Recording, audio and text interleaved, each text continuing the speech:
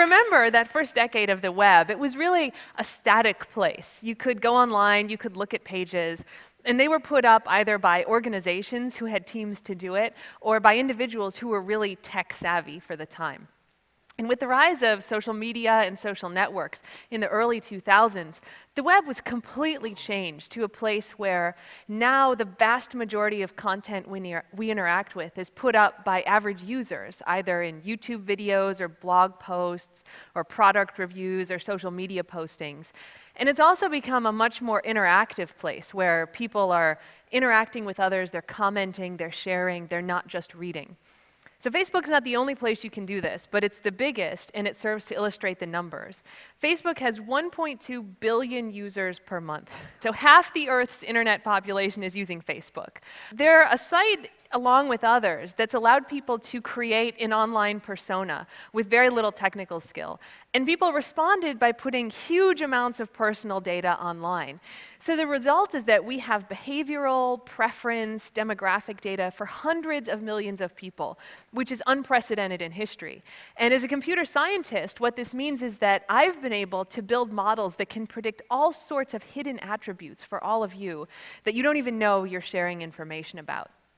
As scientists, we use that to help the way people interact online, but there's less altruistic applications. And there's a problem in that users don't really understand these techniques and how they work, and even if they did, they don't have a lot of control over it.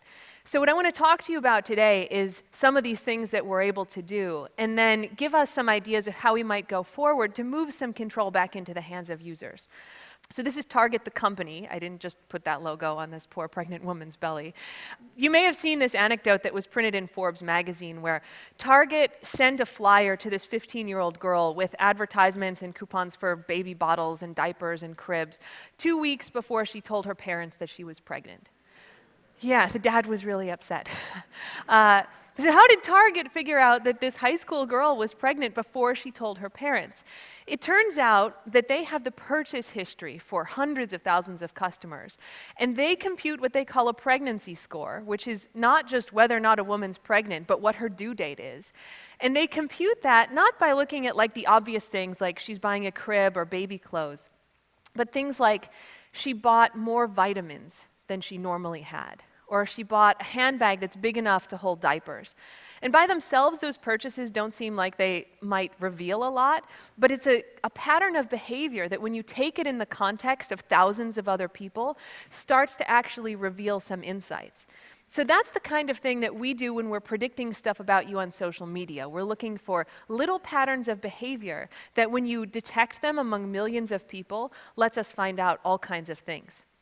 So in my lab and with colleagues, we've developed mechanisms where we can quite accurately predict things like your political preference, your personality score, gender, sexual orientation, religion, age, intelligence, along with things like how much you trust the people you know and how strong those relationships are. We can do all of this really well.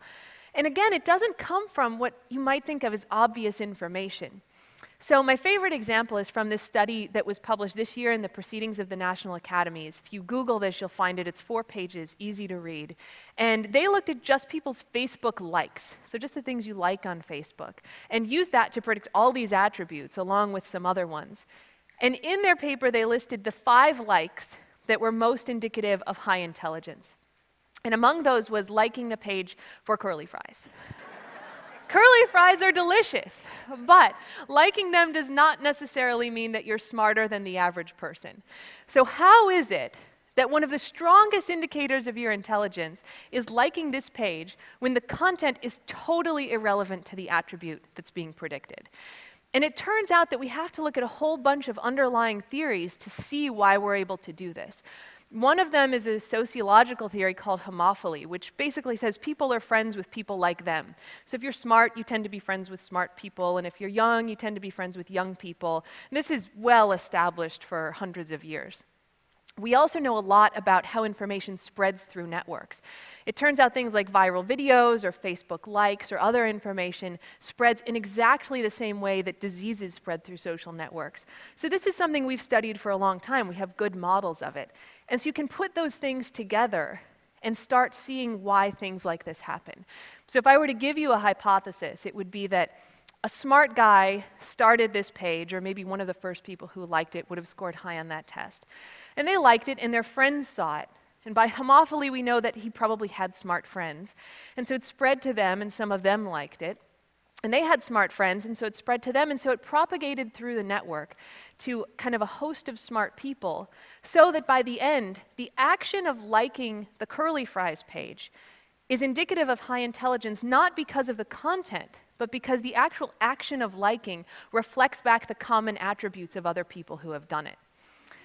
So this is pretty complicated stuff, right? It's a hard thing to sit down and explain to an average user. And even if you do, what can the average user do about it?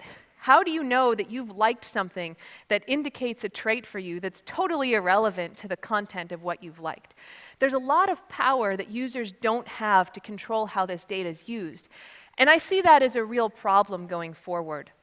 So I think there's a couple paths that we want to look at if we want to give users some control over how this data is used, because it's not always going to be used for their benefit. An example I often give is that if I ever get bored being a professor, I'm going to go start a company that predicts all of these attributes and things like how well you work in teams, and if you're a drug user, if you're an alcoholic, we know how to predict all that.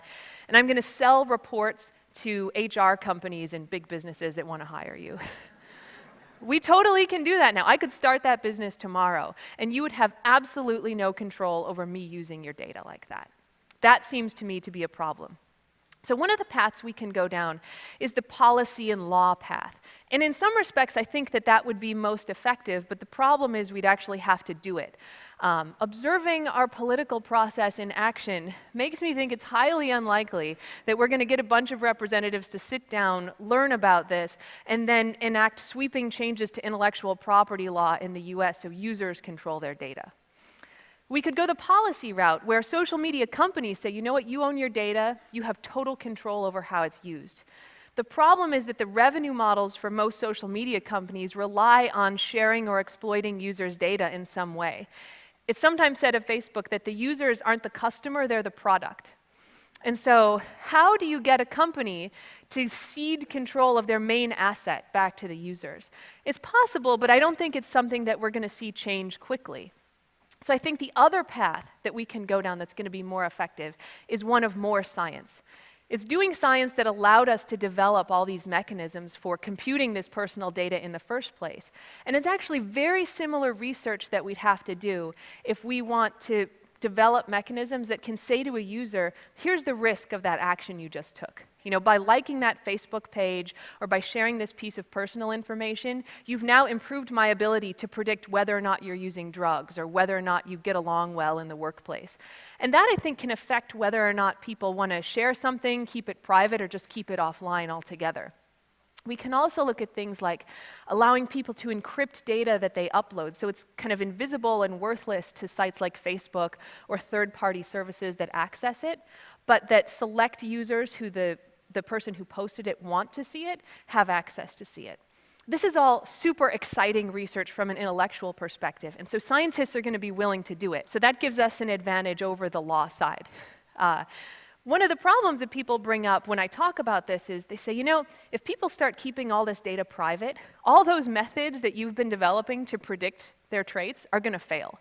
And I say, absolutely, and for me that's a success, because as a scientist, my goal is not to infer information about users, it's to improve the way people interact online.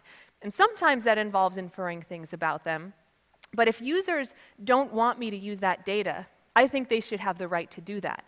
I want users to be informed and consenting users of the tools that we develop.